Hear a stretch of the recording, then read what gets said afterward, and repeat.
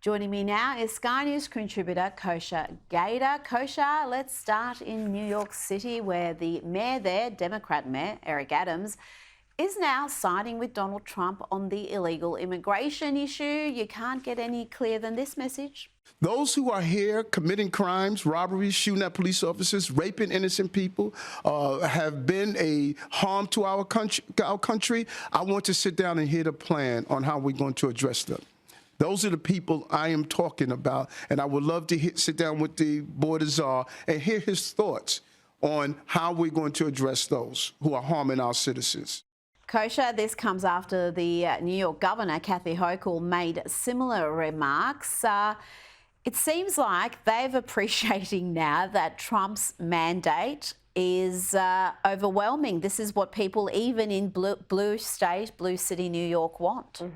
That's quite something. We also have those mayors that are saying they'll go to jail before they ever cooperate with them. So I think the left is a little bit scattered and they're figuring it out. But in his case, between immigration, even spending, he came out and said something positive about Doge and Musk recently, crime. He really does sound like a Trump surrogate at this point. And who knows, maybe it's self-preservation because the Biden DOJ indicted him for those bribery corruption charges. And maybe he's figuring out which side his bread is not buttered on. And he's looking at that. Maybe it's political expediency because it's so clear, as you say, where the country's pulse is on these issues and where the popular sentiment is. Or maybe he is one of those, 20% of black men came out and supported Trump. Maybe he's one of them. Well, it's interesting because they are making that distinction. They're saying illegal immigrants who commit a crime. Kathy Hochul said she'll pick up the phone herself and call ICE and have them deported. So they are not making that blanket statement that if you're here illegally, we're going to back you being deported. But it's still the sort of language we're hearing you wouldn't have heard from Democrats a few years ago. For sure. Particularly in New York. Now, the New York Post ran a story on Scott Presler. If you don't know who he is, he played a crucial role in flipping Pennsylvania, the Keystone State, the crucial swing state. He's got an organisation called Early Vote Action that he founded after the 2022 red wave never came about, the midterms there. Let's hear how he handles the media. I noticed that when you urge people to action, you often include the word peacefully. Is that to avoid another Jan 6 type incident? With all due respect, it's to avoid people like you guys saying that I'm anything but. My motto is to just be super cute, have my data and facts, treat everyone with love and respect, and as you can see, an army of people will follow.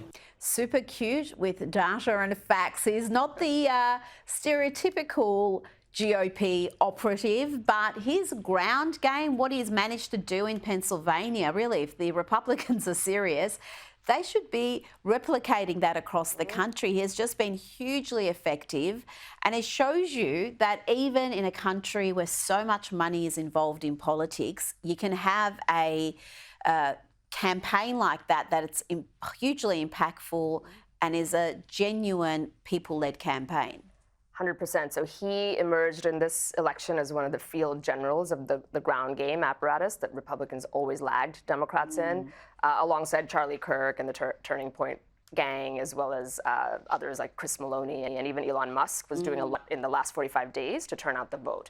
And Scott Presler just had this laser focus, a very clearly identified, tangible goal that he's going to out-register and outvote Democrats in Pennsylvania, which Trump won and then lost by razor-thin margins.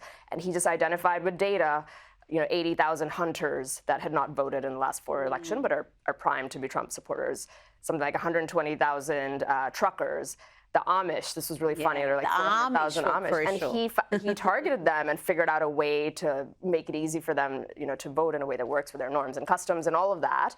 And he helped flip it. And now he has his sights set apparently on New Jersey and other states as well. So it's really interesting where finally the Republican apparatus, not because of the RNC, but because of grassroots people like Scott Presler, have stepped up their ground game that was just so lacking for so long. Absolutely. And I know the Republican base absolutely adore him, and it challenges, again, that whole notion that they're not inclusive of people with different backgrounds and sexualities and whatever identity group they belong in. As long as you believe in the cause, you're in the family. Absolutely, and his communication skills and the fact that he looks like Fabio certainly helps. Now, there are rumours that the Washington Commanders, what a terrible name, might be bringing back their Redskins moniker after changing their name and logo, in part due to that whole BLM movement, the riots that we saw. What else can you tell us about this potential comeback of sorts? It's hilarious because the survey showed that American Indians, Native Americans, did not care or were not offended by this Redskins moniker. It was the usual suspects, the affluent, white, left-leaning types who were offended on their behalf. So easily offended, too much time on their hands, and then they just glom on to this cancel culture mob that had taken over. And that was, as you mentioned, stemmed out of BLM, and then you go off and attack a Native American moniker and logo. And in fact, quite the opposite. Some people in the Native American community were actually upset with it because they say that it was actually very nice and you're sort of paying homage or tribute to this patriarch, the character depicted in that logo, and you, by taking it away, you're actually, being disrespectful. So nothing is concrete yet. It's still discussions are underway, but I do wonder if post the election we see this shift now and where it's more acceptable again, and that woke pendulum swung too hard and maybe it's coming back. Maybe this is a case in point. I can imagine merchandise sales won't be as good long term with Commanders as opposed to Redskins. I mean, they had a very iconic brand there that they destroyed. Let's talk about Joe Biden. He may be a lame duck president, but as the Wall Street Journal warns, he still possesses great power. He is the leader of the free world, and he's using that power to possibly cause a great deal of damage to the US, to make life hard for his successor, Donald Trump. And the Journal's Tevi Troy writes, Joe Biden has only 7 weeks left in office, but is still pushing his agenda. His Justice Department and Federal Trade Commission continue to prevent mergers. His State Department is imposing sanctions on Israeli citizens. He's still nominating judges for lifetime appointments. I think that's the one that's worrying a lot of people.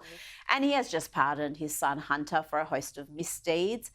How worried should we be about these last weeks? How much damage could he do? He does hold the power of the most powerful office in the land until high noon on January 20th, and different presidents have taken different approaches. Many throughout history have used that power very last minute, and he is clearly taking that approach.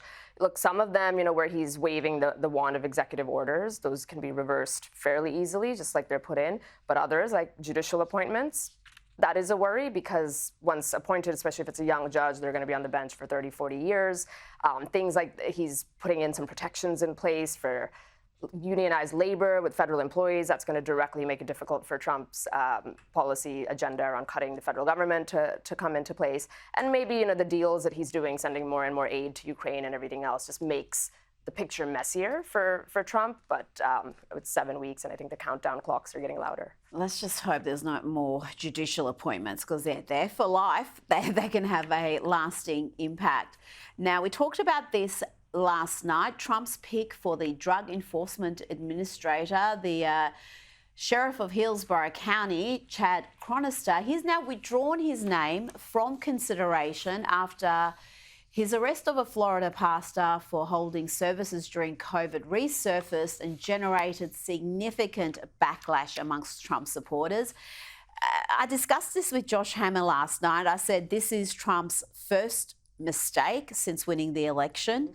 And I'm glad to see that that mistake has so far resolved himself. I'm sure there will be plenty of other mistakes, but this one was really one that concerned a lot of Trump supporters. And it was suggested by his AG, Pam Bondi. Which is interesting because Pam Bondi, of course, replaced the only other person who withdrew. But in Matt Gaetz's case, he withdrew because there were enemies of MAGA on the other side who he thought he wouldn't get over the line, versus this one withdrew because the base was very upset with what he did. And it is interesting because DEA is an important drug enforcement agency, and the whole fentanyl crisis, which is aided and abetted by the illegal immigration problem, is a key part, a signature issue of what Trump wants to remedy. So it needs to be a very serious person. And maybe he would have been good at that, maybe not, but just what he did with arresting that pastor is just a bridge too far. And I think once you've done that, there's no coming back. And it wasn't that one isolated incident. It was other things he did during the COVID era, and then also the softly approach he took to BLM rioters and not enforcing COVID restrictions against them. So, yeah, he's got some. I don't know if he could ever remedy the not with the space problem. No, I don't think with the space. No, there is little forgiving or forgetting when it comes to that sort of area. Before you go, this is now hilarious. Donald Trump has posted this picture on Instagram of him. It's a photoshopped image, obviously, presiding over a rocky mountain range in Canada with the Canadian flag flying proudly following his dinner with Justin Trudeau. Of course, it has since emerged that he suggested perhaps Canada can become the 51st state of the US and Trudeau could be its governor if they can't handle some tariffs. If they can impose tariffs but they can't handle tariffs the other way, then perhaps really they're not fit to be a country. That was an interesting discussion. It certainly was. And you just juxtapose, the might of the U.S. economy and the country next to Canada, which is an ally, very similar heritage and all that, but you can sort of see where the mightiness is. And then just you put the leaders, Trump versus Trudeau, you can also see the balance in might. And it's funny, this actually harkens back to the whole Greenland discussion in the last term where he was talking about, could we buy Greenland? Could we annex Greenland? In humor, they could afford to do it. We're past an era where people take over countries, but it's a very resource-rich place, and America could do it. And he had photoshopped an image of Trump Tower in Greenland somewhere, and this is sort of a page right out of that playbook. Absolutely. Kosha Gada, thanks for your time tonight. Okay.